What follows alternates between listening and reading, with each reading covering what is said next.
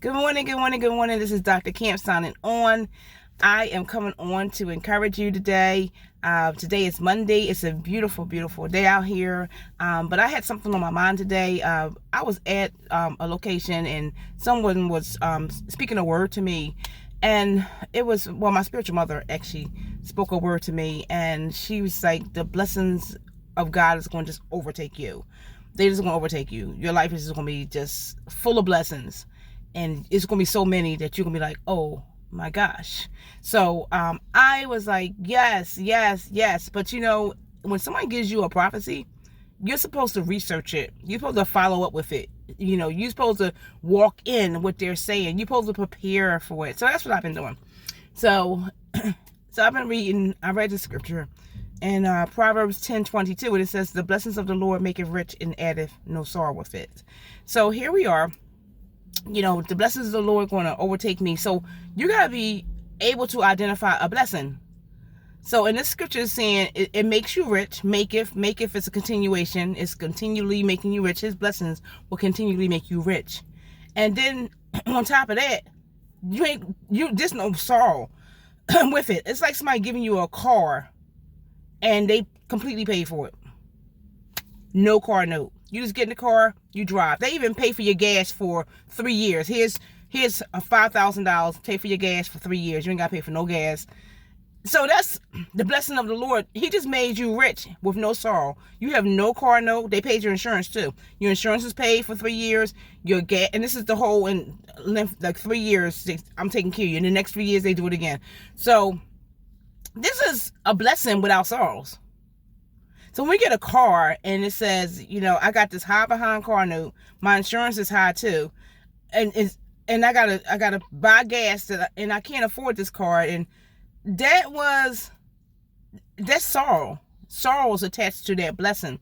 So when he's saying the blessing of the Lord make it rich and addeth no sorrow, there's not going to be no stress behind it in no kind of way.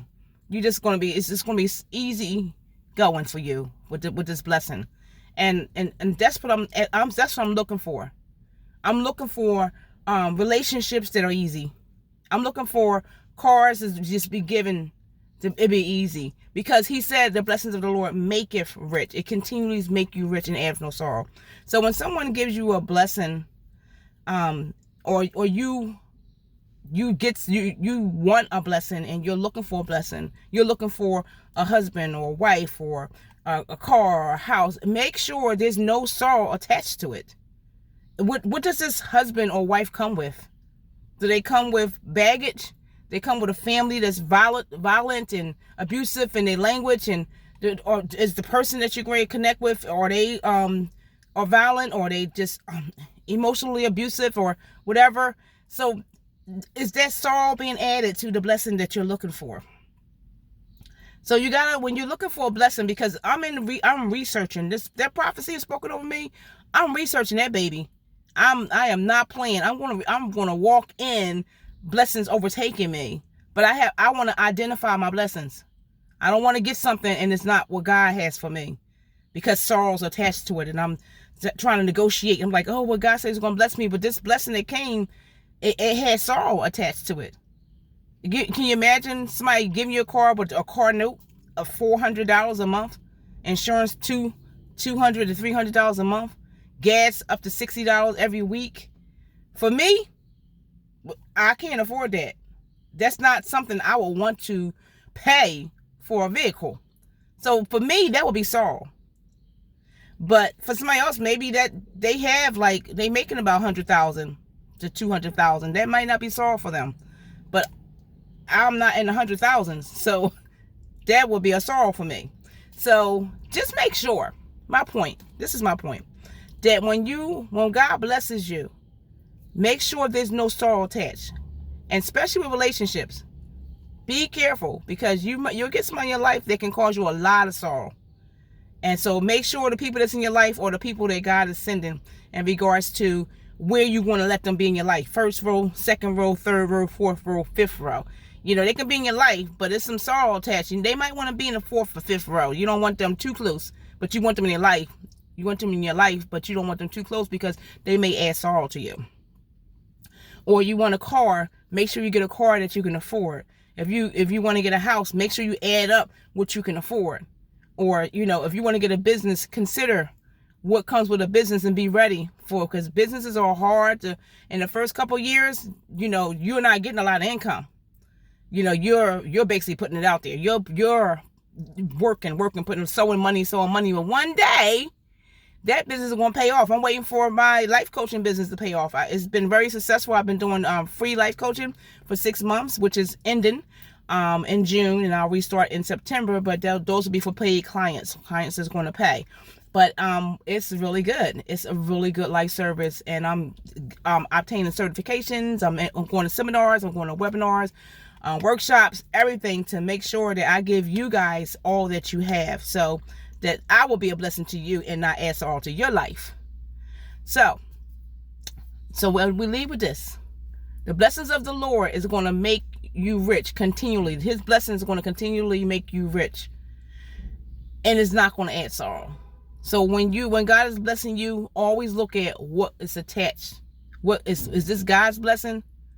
Is God, because no sorrow should be attached to this blessing. I shouldn't be stressed out. I shouldn't be like, oh, I can't afford it. I shouldn't be like, oh, why did I do that? Oh, now I got to do this. Now I got to do that. Now I got to stop going to church. Now I can't read my Bible. Now I can't pray no more. Now I can't go no more fellowships. I can't do any of that stuff now because I took on a second job, because God gave me a second job to pay my bills. But did he give you a second job? And you got to pay your bills. I'm not saying don't pay your bills. Because I'm doing Avon. I'm doing all kind of, I got all these here streams of income that I'm doing so I can make my ends meet and have overflow. So I got, a lot of things I'm doing at one time. But you got to make sure you keep things in balance. Keep it in balance. Make sure you're praying, you're reading, you're fasting. Make sure that you are, in the morning time, you take as soon as you wake up, you with God. You just with him. That's the first thing you start dealing with, is your relationship with God. You start talking to him and set your day off like that. Reading your word, fellowshipping, make sure you got somebody in your life that you can call and share what you learning about the Bible and how good it is, and how the Bible says it tastes good. It's like a sweet honeycomb. That's his word. So just make sure you have that in your life, so that you can be walking in blessings. You can have blessings, and that you are in the right place, and that you're taking time out every day. At nighttime when I go to bed, from 10 o'clock to 11 o'clock, I just relax. I don't do anything. I just go in my room, relax. I might say, okay, let me see if I want to change my outfit. I might decide I want to wear something. I say, I don't want to wear that. Or I might just read a book. I might just listen to music. I might just lay there. I might just sit there. I might do nothing. But you have to take out an hour a day or more, or whatever it is for you, to relax. That's a blessing too, because that's self-care. So take care of yourself. And recognize the blessings of God in your life. And if it's any sorrow attached, if you got somebody in your life, or you got some object, or you get a house, a car, or whatever it is, or it's 3 or 4 jobs, and you're not praying, you're not reading, you're not taking care of yourself, think about it. It's sorrow attached to that. But I know you got to do what you got to do. But ask God, is there another way to get this accomplished so you won't be so overwhelmed? So, this is Dr. Camp signing off. I just wanted to encourage you today of what the blessings of the Lord is, and what they look like, what to look for, and that they're going to make you rich and add no sorrow. If you like this here video, press like, subscribe to my channel, share this video with somebody that you know could benefit from this word this morning. And if you want to reach out to me, you can email me at beginagainproverbs 2416@gmail.com. So I'm looking forward to hearing from you, fellowshipping with you, whatever God will have for our connection. So God bless you. Have a great, great Monday, because today is the day that the Lord has made, and we shall rejoice and be glad in it. God bless you. Bye-bye.